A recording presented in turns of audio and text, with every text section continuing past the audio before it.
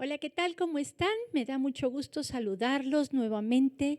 Y bueno, hoy tenemos un tema que en lo particular a mí me gusta mucho porque, híjole, a veces metemos las 4 o las 5 y Dios es tan lindo que transforma todo lo que nosotros hacemos mal, lo transforma para bien, pero también Él permite todo esto con un propósito. Y bueno, hoy vamos a ver la lección que se llama justo Dios transforma lo malo en bueno. ¿Y qué les parece si oramos para poner este tiempo en las manos del Señor?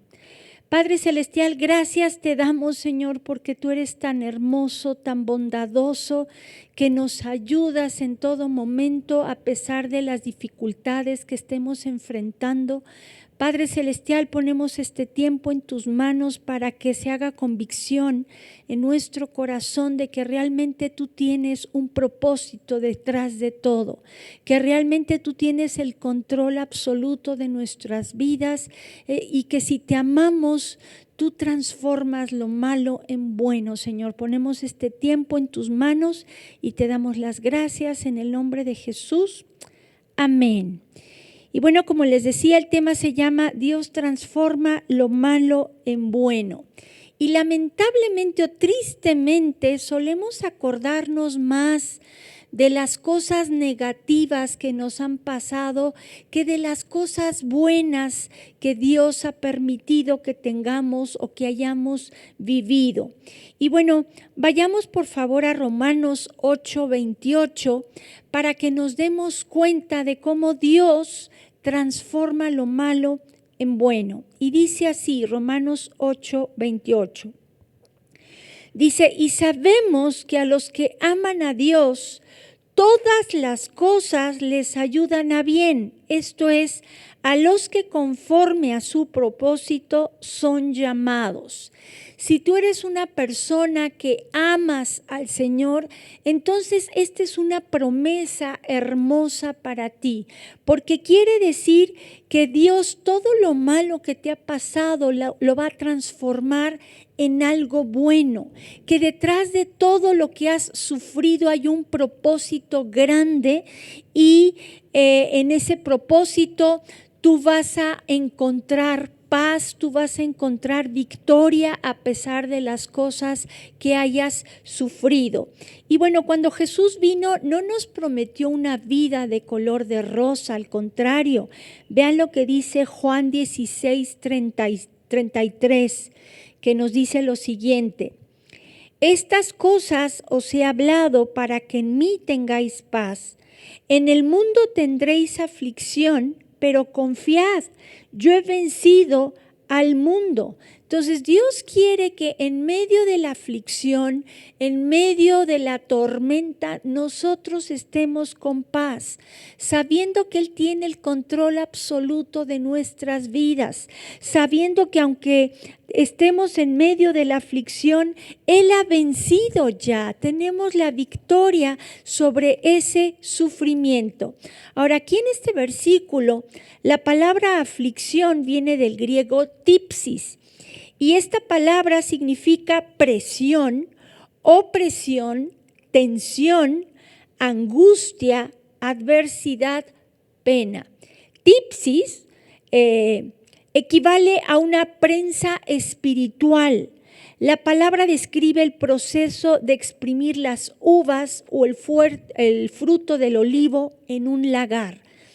Entonces, estamos hablando de una aflicción. Jesús no dijo que no íbamos a tener aflicciones, sino que íbamos a tener este tipo de presiones, este tipo de adversidades que no son fáciles cruzarlas, pero tenemos que saber que en medio de estas aflicciones está el Señor con nosotros, que nos va a dar de su paz y que nos va a dar victoria en medio de estas adversidades.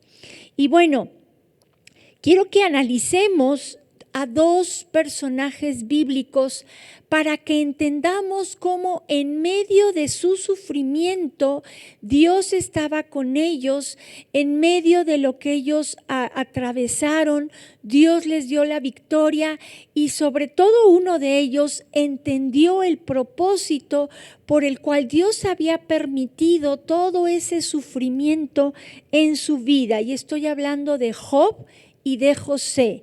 ¿Cuál de los dos crees tú que haya sufrido más? Vamos a analizarlos a los dos para ver quién realmente sufrió más. Y bueno, vamos a hablar primero dije Job, ¿verdad? Pero no es Jacob. Jacob, el padre de José.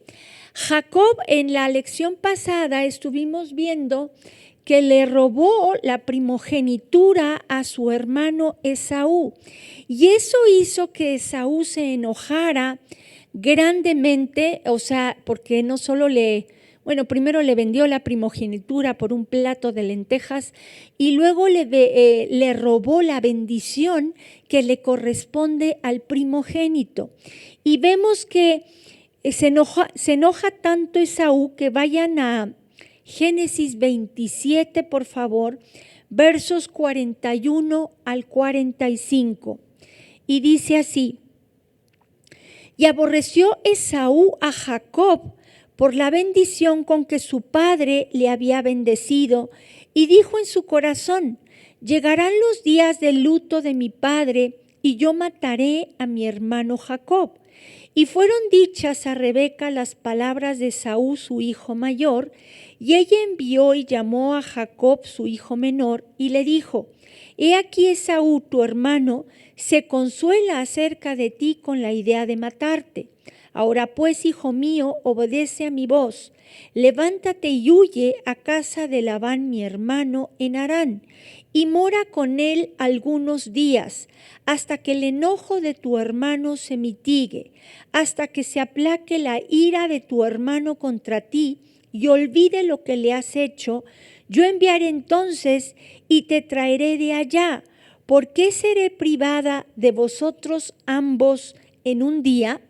Ahora es curioso ver que ella le promete decirle que cuando el enojo de su hermano se mitigara, entonces lo mandaría a traer. Sin embargo, pues nunca lo llamó, ella muere antes y Jacob ahí se estuvo, más adelante lo vemos cuántos años estuvo ahí, para que vean que a veces nosotros tenemos planes, pero Dios dispone otras cosas.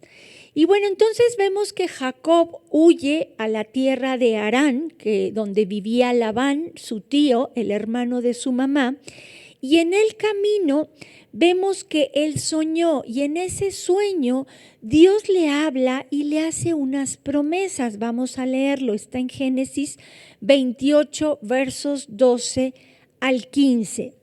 Y dice así: y soñó, y aquí una escalera que estaba apoyada en tierra, y su extremo tocaba en el cielo, y aquí ángeles de Dios que subían y descendían por ella. Y aquí Jehová estaba en lo alto de ella, el cual dijo: yo soy Jehová, el Dios de Abraham tu padre, y el Dios de Isaac. La tierra en que estás acostado te la daré a ti y a tu descendencia. Será tu descendencia como el polvo de la tierra, y te extenderás al occidente, al oriente, al norte y al sur. Y todas las familias de la tierra serán benditas en ti y en tu simiente. He aquí yo estoy contigo, y te guardaré por donde quiera que fueres, y volveré a traerte a esta tierra, porque no te dejaré hasta que haya hecho lo que te he dicho. Entonces vemos que en esto que acabamos de leer, Dios le promete muchas cosas a Jacob. Le promete estar con él, le promete que lo iba a regresar a esas tierras, le promete que su descendencia sería grande y que él poseería esas tierras. Yo te pregunto, ¿le dio ¿Dios le cumplió todas esas promesas a Jacob? La respuesta es un rotundo sí. Sin embargo, no fue nada fácil tener que enfrentar muchas cosas para poder alcanzar las promesas que Dios le había dicho. Y lo mismo pasa con nosotros. Tal vez Dios te ha hecho promesas y uno piensa que luego se van a cumplir. Y a veces tardan mucho en cumplirse y ya estás desfalleciendo e incluso pensando en que tal vez fue mentira lo que Dios te ha prometido. O tal vez piensas que Dios nunca te lo va a cumplir porque le fallaste, podríamos decirlo así, ¿no? Sin embargo, yo veo a un Dios misericordioso que a pesar de que Jacob le quitó la primogenitura a Esaú, porque se ve, dice la escritura que él la menospreció, a pesar de que le robó la bendición que el padre tenía para el primogénito, Dios no se olvidó de él, no lo hizo aparte, a un lado. Al contrario, Dios lo bendijo, Dios lo perdona y no solo eso, pues más adelante vemos nuevamente rápidamente que le cambia el nombre que traía una maldición por una bendición. Entonces vemos que Jacob llega ahí a Harán y conoce a Labán, conoce a Raquel y a Lea, que eran hijas de Labán, y él se enamora perdidamente de Raquel, la hija menor de Labán. Y entonces él dice, mira, yo voy a trabajar 7 años por ti, pero entrégame, o sea, dámela como mi esposa. Y vamos a leerlo, está en Génesis 29, versos 18 al 25, para que veamos lo que él hizo y fue capaz de hacer por el amor que le tenía a Rebeca. Y dice así, y Jacob amó a Raquel y dijo, yo te serviré 7 años por Raquel, tu hija menor. Y Labán respondió, mejor es que te la dé a ti y no que la dé a otro hombre. Quédate conmigo. Así sirvió Jacob por Raquel 7 años y le parecían como pocos días porque la amaba. Entonces dijo Jacob a Labán, dame mi mujer porque mi tiempo se ha cumplido para unirme a ella. Entonces Labán juntó a todos los varones de aquel lugar e hizo banquete. Y sucedió que a la noche tomó a Lea, su hija, y se la trajo, y él se llegó a ella. En aquel entonces, pues todo estaba muy oscuro y no se reconocían las caras. Y a lo mejor estaba pasadito de copas, ¿verdad? Pero pues no pensó que se estaba metiendo con la hermana de Raquel y no con Raquel. Y dio Labán su sierva Silpa a su hija Lea por criada. Venida la mañana, he aquí que era Lea, y Jacob dijo a Labán, ¿qué es esto que me has hecho? ¿No te he servido por Raquel? ¿Por qué pues me has engañado? Y bueno, vemos que después le dice, bueno, es que aquí, pues lo hizo nomás, yo creo que para zafarse de la mayor, porque no era muy agraciada que digamos, pero dijo, es que aquí no se hace así, aquí primero tiene que ir la mayor y luego ya va la menor, ¿no? Pero pues trabaja otros 7 años conmigo y también te doy, puedes tener las dos, ¿no? Entonces vemos que él trabaja otros 7 años, trabaja arduamente, fue diligente.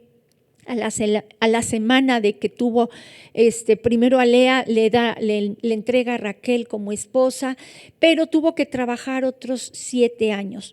Durante 20 años estuvo trabajando Jacob en casa de Labán, su tío, y dice la Biblia que 10 veces le cambió el salario. Ahí vemos que él sufrió muchas injusticias. ¿Has sufrido alguna vez alguna injusticia? Yo creo que todos en algún momento hemos pasado por eso. Lo importante es cómo reaccionamos ante esas injusticias, porque muchos avientan la toalla, se amargan, se deprimen, se van de donde están y no esperan al tiempo de Dios. Fue hasta que tenía 20 años ahí trabajando con Labán de manera injusta porque le cambiaba su salario, que Dios le dijo, ya regrésate, pero no lo regresó con las manos vacías, sino que lo regresó con muchos hijos, con 2 esposas, con muchos hijos y con muchos bienes. Y dice Génesis 31:3, dice, también Jehová dijo a Jacob, vuélvete a la tierra de tus padres y a tu parentela, y yo estaré contigo. Dios en todo momento, a pesar de esas injusticias, estuvo con Jacob. Y Jacob no se amargó, no se rindió, no se desanimó, se levantó y siguió adelante. Lo que sí, él sabía que si él le decía a su suegro que ya se iba, su suegro no lo iba a dejar. Entonces, a escondidas, juntó todo lo que era de él, lo que había logrado en esos 20 años, ese ganado que había trabajado para él, juntó a su familia, a sus 2 esposas, sus hijos, y se fue. Lo alcanza el suegro y el suegro se enoja mucho con él. Sin embargo, ahí vemos también cómo Dios defiende a Jacob, porque en sueños le habla a Labán y le advierte que no le hablara desacomedidamente. Entonces vemos que hasta en esas pequeñas cosas Dios estuvo con Jacob, lo defendió, total que fuman la pipa de la paz, y su suegro los deja irse. Entonces vemos que él regresa y bueno, en el camino, aquí esto ya lo vimos en la clase pasada, él lucha con un ángel porque cuando se entera que Esaú venía a recibirlo con 400 hombres, él tenía miedo, él pensó que su hermano seguía enojado, que lo quería seguir matando por haberle robado la bendición de su padre. Y entonces él quería que el ángel lo bendijera, pero nunca se esperó que lo bendijera cambiándole el nombre, porque en el nombre traía una maldición. Entonces vemos que le cambia el nombre por Israel, que significa el que lucha con Dios, pero también Dios es fuerte. Entonces vemos que también tiene varios significados, pero básicamente es que él está luchando y Dios con él a su lado. Entonces vemos que lucha, lo bendice, le cambia el nombre y lo bendice de esa manera. Y bueno, cuando ya se encuentra con Esaú, se abrazan, lloran, y ahí Dios reconcilia entre ellos esa relación. ¿Qué otras cosas fuertes tuvo que atravesar Jacob? Pasó por la violación de su hija Dina, y también cómo sus hermanos destruyeron a todo un pueblo para vengarse de lo que le habían hecho a Dina. Raquel, la mujer a la que amaba, muere al dar a luz a su segundo hijo Benjamín. Y luego José, su hijo consentido, desaparece y él piensa que lo habían matado. Ahora, tú ves a lo largo de la vida de Jacob que él aguantó, que él siguió adelante, que fue diligente, que nada parecía como si nada ni nadie lo moviera de donde él estaba, porque él estaba tomado de la mano de Dios. Sin embargo, él creó una ligadura de alma destructiva con su hijo José. Y aquí hay que poner mucha atención, porque voy a leerlo y ahorita se los explico. José era su hijo consentido, le hace una túnica de colores y sus hermanos lo envidiaban grandemente. Entonces, ya después, ahorita vamos a ver cómo lo venden y todo, pero le enseñan la túnica destrozada, la llenan de sangre y se le enseñan a Jacob. Y vean lo que dice Génesis 37, vamos a ver los versos 31 al 35, para que vean que esto fue como la gotita que derramó el vaso, y esto fue lo que lo llevó a una depresión muy fuerte, al grado de quererse morir. Vamos a leerlo. Y dice así: Entonces tomaron ellos, esto es los hermanos de José, la túnica de José y degollaron un cabrito de las cabras y tiñeron la túnica con sangre y enviaron la túnica de colores y la trajeron a su padre. Y dijeron, esto hemos hallado, reconoce ahora si es la túnica de tu hijo o no. Y él la reconoció y dijo, la túnica de mi hijo es, alguna mala bestia lo devoró, José ha sido despedazado. Entonces Jacob rasgó sus vestidos y puso cilicio sobre sus lomos y guardó luto por su hijo muchos días. Y se levantaron todos sus hijos y todas sus hijas para consolarlo, mas él no quiso recibir consuelo y dijo, descenderé enlutado a mi hijo hasta el Seol, y lo lloró su padre. La Biblia con lenguaje actual traduce este último versículo de la siguiente manera para que vean cómo estaba Jacob. Dice, todos sus hijos llegaron para consolarlo, pero él no quería que lo consolaran. Más bien lloraba y decía que quería morirse para estar con José. Ponte en los zapatos de los otros hijos de Jacob. Ellos se sentían los rechazados, los despreciados, no se sentían amados por su padre, y eso hizo que le tuvieran mucha envidia a José. Y tristemente Jacob no se dio cuenta de la ligadura de alma tan fuerte que tenía con José. Cualquiera de nosotros puede llegar a tener una ligadura de alma destructiva con alguna persona, porque hay ligadura de alma que es positiva, que es la que, por ejemplo, tuvieron David y Jonatán. Cuando es una ligadura de alma positiva, tú buscas el bien del otro, pero no depende tu vida de esa persona. Y tú te puedes dar cuenta si tienes una ligadura de alma que destruye cuando una persona es tan importante en tu vida que sientes que sin esa persona no puedes vivir. Nadie debe de tener ese tipo de ligadura, porque nosotros tenemos que aprender a depender de Dios, no de ningún hombre. Dice la Biblia, maldito el hombre que confía en el hombre, y se refiere más bien a que dependas enteramente de una persona. Entonces, tal vez tienes alguno de tus hijos que estás teniendo esa ligadura de alma tan fuerte que no puedes ser libre si tienes una ligadura así, porque le pasa algo o no llega o está lejos y todo el tiempo quieres estar con esa persona, te preocupas tanto por esa persona y quieres hacer tanto por esa persona que casi que ni la dejas respirar. Eres muy absorbente con esa persona. Entonces es importante detectar si tenemos algo así con alguien para cancelar esa maldición de ligadura de alma en nuestras vidas. Ahora veamos lo que produjo esa ligadura de alma de destrucción que tuvo Jacob con José. Eso hizo que los otros hijos lo menospreciaran al grado de venderlo y de enseñarle a su padre la túnica de colores y hacerle creer que estaba muerto. Jacob les decía que había aguantado muchas cosas, pero cuando pensó que su hijo había muerto, ahí se vino abajo. Cayó en una fuerte depresión y tú ya no ves el mismo Jacob de antes.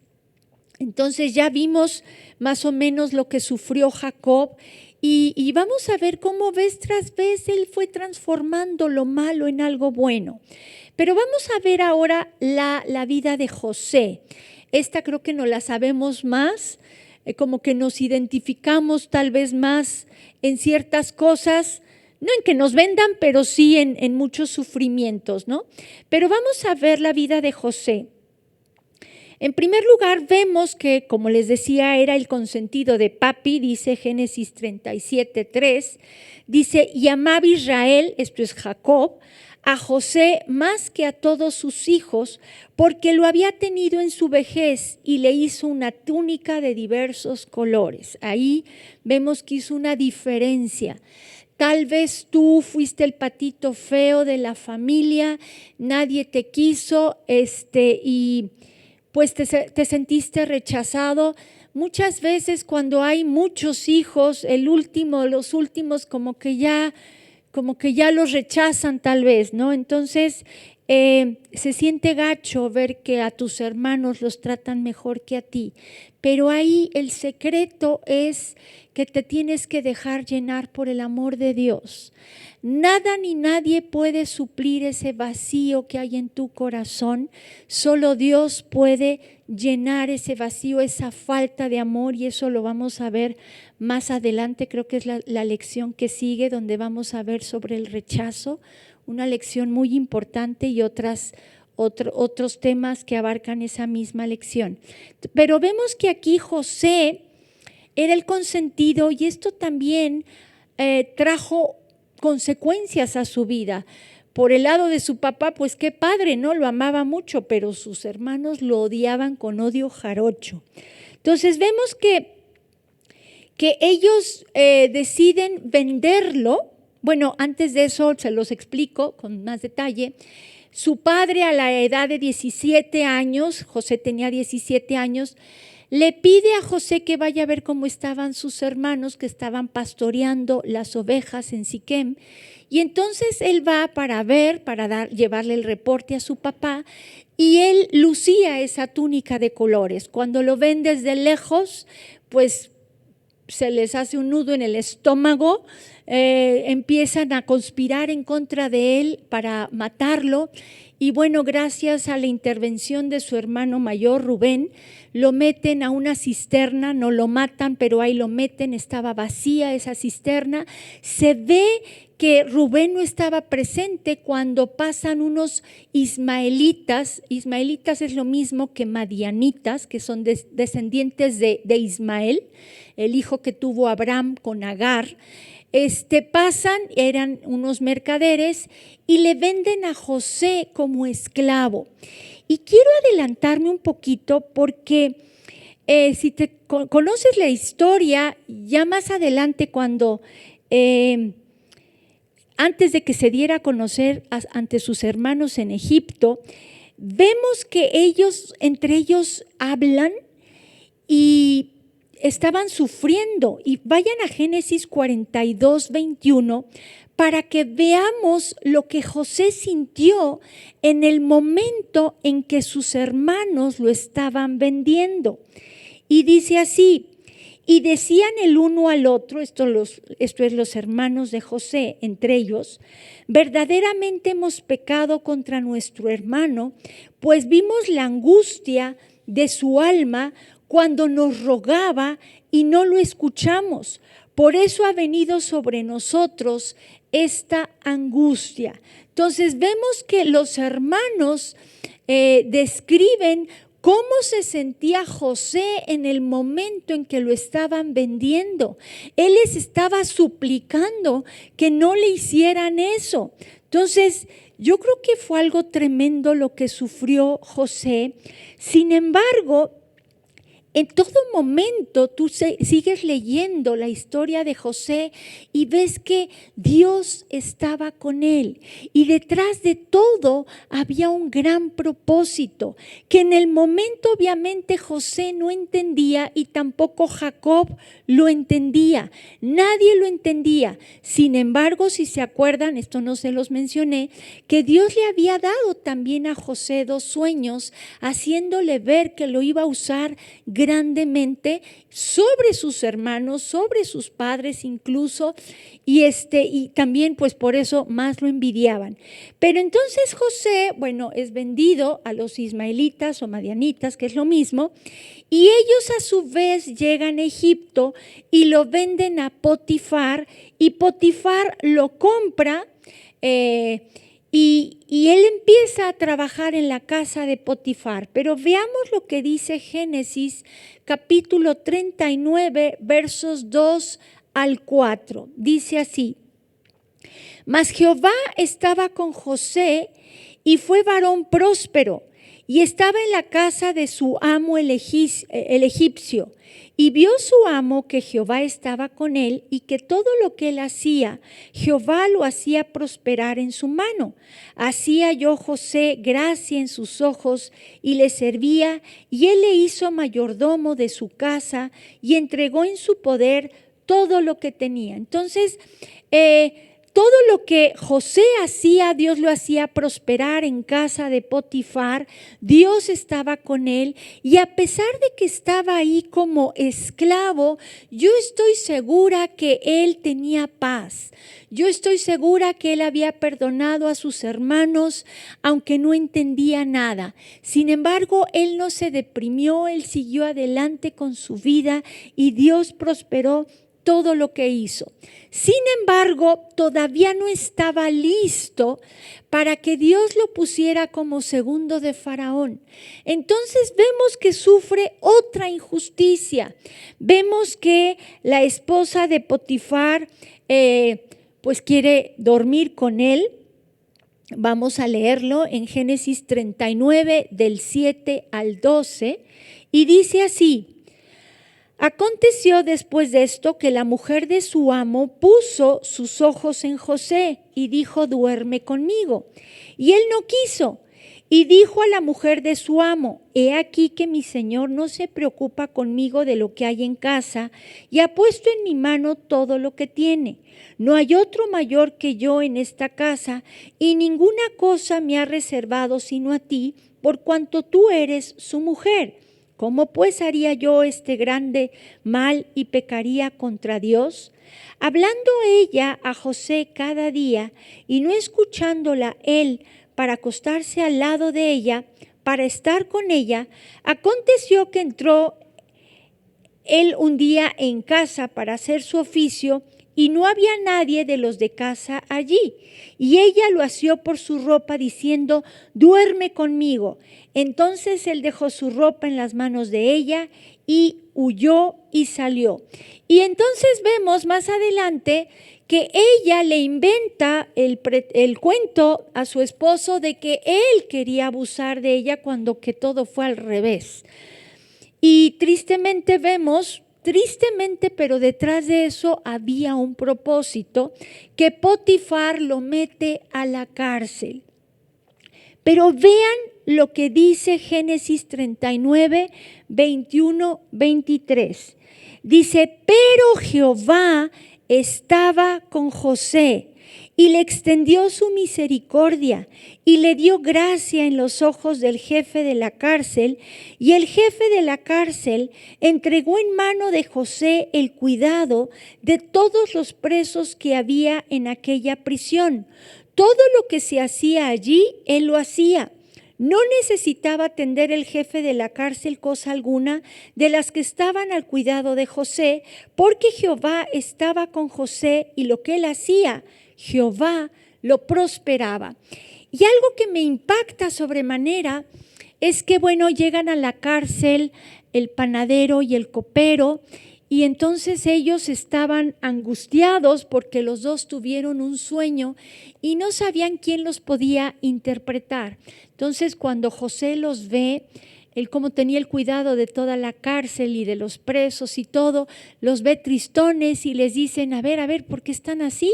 ¿Qué es lo que tienen? Y entonces ellos le dicen: no, pues es que cada uno de nosotros tuvimos un sueño y no hay quien lo interprete. Entonces él les dice: pues pregúntenme, yo puedo tal vez interpretar sus sueños. Y total que le cuentan los sueños. Se ve que el panadero pues lo iban a ahorcar, lo iban a dar matarile y así pasó. Pero en el caso del copero, él fue restituido y tal como lo predijo José con los sueños que tuvo. Y sin embargo, vean lo que le dice José al copero. Dice Génesis 40, del 14 al 15. Dice, acuérdate pues de mí cuando tengas ese bien y te ruego que uses conmigo de misericordia. O sea, cuando fueres restituido ahí a tu puesto de copero, acuérdate de mí, ten misericordia de mí y haz mención de mí a Faraón. Y vean lo que dice después, y me saques de esta casa, porque fui hurtado de la tierra de los hebreos. Y tampoco he hecho aquí por qué me pusiesen en la cárcel. A mí me impacta que nunca habló mal de sus hermanos. Nunca les dijo, ay, es que mis hermanos se vieron bien gachos y me vendieron. Dice, fui hurtado de mi tierra y no sé qué hago acá. Se ve que él no guardó amargura en su corazón. Tristemente, y lo hemos estado viendo a lo largo de este curso, que si tú guardas resentimiento en tu corazón de las cosas que te han hecho, tú no puedes avanzar, te estancas, ahí te quedas y tristemente abres puerta a demonios que te afligen. Pero él, a pesar de que estaba dentro de la cárcel injustamente, él estaba libre, él se sentía libre. No sabía por qué estaba ahí, pero se ve que había perdonado a sus hermanos, aunque en ese momento no entendía el por qué estaba ahí. José tenía 28 años de edad cuando lo metieron a la cárcel y durante 2 años, estuvo ahí en la cárcel. Ahora, ¿por qué Dios permitió eso en su vida? Todas las cosas malas que nos suceden es para forjar carácter, es para madurar, es para crecer, es para que aprendamos a agarrarnos más de las cosas de Dios y de Dios mismo. Cuando mi matrimonio estaba muy mal, a punto de divorciarme, yo me acuerdo que fue cuando más busqué al Señor y Dios llenó ese vacío, llenó esa falta, llenó todo y transformó todo lo malo en algo bueno y lo puede hacer contigo también. En el momento duele, en el momento no entendemos nada, pero ahí el secreto es tomarnos de la mano de Dios y dejarnos llenar por él. Entonces vemos que José aprendió a hacer eso. A pesar de esas injusticias, él se tomó de la mano de Dios y Dios lo fue guiando, lo fue llevando. Y cuando Dios ya supo que ya estaba listo, no es casualidad que Faraón después de 2 años tuviera 2 sueños que nadie pudiera interpretar y entonces hasta después de 2 años el copero se acuerda de José y le dice, híjole, ahora sí, perdón, pero apenas me acabo de acordar que en la cárcel hay un cuate que interpreta sueños. A mí me lo interpretó y tal como nos dijo al copero y al panadero, así sucedió. Entonces mandan traer a José para que interprete los sueños de Faraón. Y vamos a leer Génesis 41 del 14 al 16 y dice así: entonces Faraón envió y llamó a José y lo sacaron apresuradamente de la cárcel y se afeitó y mudó sus vestidos y vino a Faraón. Y dijo Faraón a José: yo he tenido un sueño y no hay quien lo interprete, mas he oído decir de ti que oyes sueños para interpretarlos. Respondió José a Faraón diciendo: no está en mí. Dios será el que dé respuesta propicia a Faraón. Y vemos cómo le cuenta los sueños que tuvo y entonces vemos la respuesta de José a Faraón. Y vean Génesis 41 del 34 al 40. Y dice así: haga esto Faraón y ponga gobernadores sobre el país y quinte la tierra de Egipto en los 7 años de la abundancia. Y junten toda la provisión de estos buenos años que vienen y recojan el trigo bajo la mano de Faraón para mantenimiento de las ciudades y guárdenlo. y esté aquella provisión en depósitos para el país, para los 7 años de hambre que habrá en la tierra de Egipto, y el país no perecerá de hambre. El asunto pareció bien a Faraón y a sus siervos, y dijo Faraón a sus siervos: ¿acaso hallaremos a otro hombre como este, en quien esté el Espíritu de Dios? Y dijo Faraón a José: pues que Dios te ha hecho saber todo esto, no hay entendido ni sabio como tú. Tú estarás sobre mi casa y por tu palabra se gobernará todo mi pueblo. Solamente en el trono seré yo mayor que tú. Entonces vemos que Dios ahí usa a Faraón para ponerlo como segundo después de Faraón. Dios capacitó a José con inteligencia, con sabiduría. Dios lo fue preparando para lo que lo quería usar. Y tú y yo tenemos un propósito dado por Dios. No estás aquí por casualidad. De eso también vamos a hablar más adelante con más detalle en otra lección. Y vemos que Dios lo fue preparando, lo fue instruyendo para que se cumpliera en él el propósito por el cual Dios lo había creado. Y él entendió ese propósito. Tan es así que, bueno, pasan los 7 años de abundancia que hubo en la tierra. Ellos fueron guardando grano y todo, pero cuando llegan los 7 años de escasez, pues todo mundo tenía hambre y llegaba a Egipto. Y así también llegaron los hermanos de José para comprar comida. Y al principio ellos no lo reconocieron, pues yo creo que estaba vestido como los de Egipto y pintado así como los pintan en Egipto. El punto es que no lo reconocieron. Ellos yo creo que seguramente pensaron, pues tal vez ya está muerto, vete a saber qué haya pasado con él. Sin embargo, ellos, él los empieza como a tratar mal, para que como que darle un poquito de su propia medicina, ¿no? Pero nomás era para que se dieran cuenta de lo que ellos le habían hecho a él. Y el punto es que ya no pudo más y se da a conocer a sus hermanos. Y vamos a leerlo y ya con esto concluimos. Dice Génesis 45 del 1 al 5. Dice: no podía ya José contenerse delante de todos los que estaban al lado suyo, y clamó: haced salir de mi presencia a todos, y no quedó nadie con él, al darse a conocer José a sus hermanos. Entonces se dio a llorar a gritos, y oyeron los egipcios, y oyó también la casa de Faraón. Y dijo José a sus hermanos: yo soy José, ¿vive aún mi padre? Y sus hermanos no pudieron responderle porque estaban turbados delante de él, o sea, estaban estupefactos. Entonces dijo José a sus hermanos: acercaos ahora a mí. Y ellos se acercaron.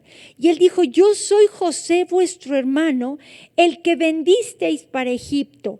Ahora pues no os entristezcáis ni os pese de haberme vendido acá, porque para preservación de vida me envió Dios delante de vosotros. José entendió el propósito por el cual Dios permitió en su vida todo ese sufrimiento. Y aquí vemos claramente que Dios transformó todo lo malo en algo bueno. Y tú puedes decir, ¿cómo Dios puede transformar todo lo que sufrí, todo lo que me hicieron, todo lo que me pasó? Dios es Dios y para Él no hay nada imposible. Y dice que a los que lo amamos, Él puede transformar todo lo malo en bueno. No importa lo que hayas pasado, no importa lo que hayas sufrido, piensa de manera positiva porque Dios lo va a cambiar en algo bueno. Tal vez muchas cosas ya las ha cambiado. Y si aún no las ha cambiado, tú confía en Él que lo va a hacer. Porque Dios tiene el panorama completo. Él sabe lo que más te conviene, aunque tú en este momento no lo entiendas, pero va a llegar un día en el que lo vas a entender. Y bueno, aquí termina esta lección. Y bueno, quiero orar, pero específicamente quiero que le pidamos perdón si hemos renegado de Dios, si nos hemos enojado con Él por estar pasando tal o cual cosa, o tal vez porque piensas que Dios no estuvo ahí para defenderte cuando sufriste cierto agravio. Créeme que Dios sí estuvo contigo y quiero también ministrarte si tú tienes alguna ligadura de alma destructiva. Esas dos cosas vamos a hacer, ¿les parece? Y bueno, acuérdense que al final de cada lección están los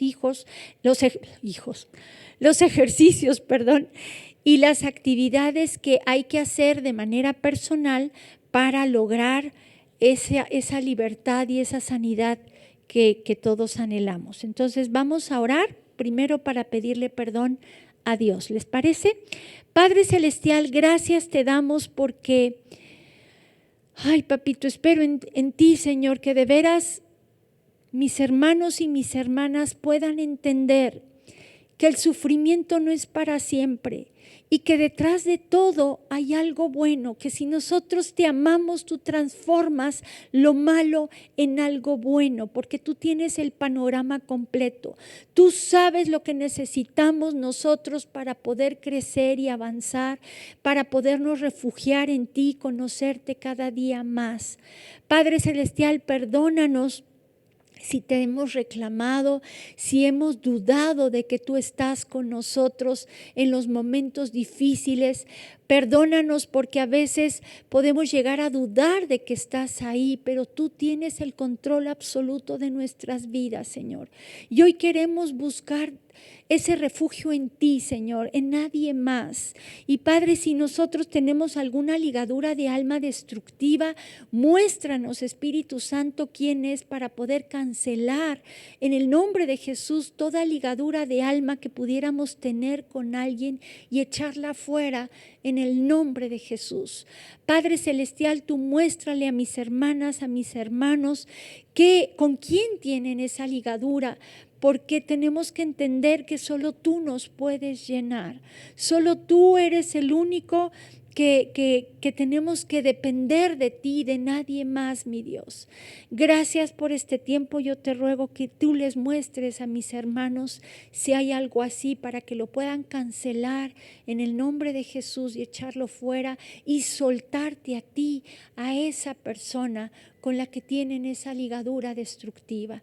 Padre Celestial, gracias por todo lo que tú nos das y ponemos este tiempo en tus manos para que tú sigas obrando en los corazones de mis hermanos y sigas sanando sus vidas, sus almas, en el nombre de Jesús. Amén. Que Dios los bendiga. Gracias. Vida Nueva para el Mundo se sostiene y propaga el mensaje de salvación